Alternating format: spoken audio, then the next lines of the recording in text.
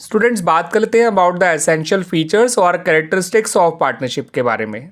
तो जो सबसे पहला फीचर है वो है टू और मोर पर्सन्स, यानी कि पार्टनरशिप बिजनेस को फॉर्म करने के लिए कम से कम दो व्यक्ति या दो पर्सन्स होने ज़रूरी हैं।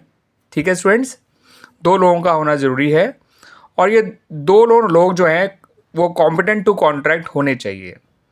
ठीक है, यानी कम से कम दो लोग होने चाहिए और जितने भी लोग हैं उनका कॉम्पिटेंट टू कॉन्ट्रैक्ट होना ज़रूरी है।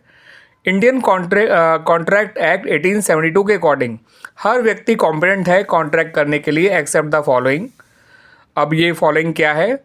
सबसे पहले इन्होंने कहा है पर्सन ऑफ अनसाउंड माइंड, यानी कि अगर कोई पर्सन अनसाउंड माइंड का है तो वो कॉम्पिटेंट नहीं है फॉर कॉन्ट्रैक्ट। और दूसरा, person disqualified by any law, यानी कि किसी पर्सन को अगर किसी कानून ने ही डिसक्वालीफाई कर रखा है to enter into any contract तो वो भी जो है कॉम्पिटेंट नहीं होगा टू एंटर इनटू कॉन्ट्रैक्ट और टू फॉर्म अ पार्टनरशिप। ठीक है स्टूडेंट्स, तो याद रखिएगा पार्टनरशिप बिजनेस को जो है फॉर्म करने के लिए, स्टार्ट करने के लिए कम से कम दो लोगों का होना ज़रूरी है और जितने भी लोग इन्वॉल्व होंगे उनका कॉम्पिटेंट टू कॉन्ट्रैक्ट होना ज़रूरी है।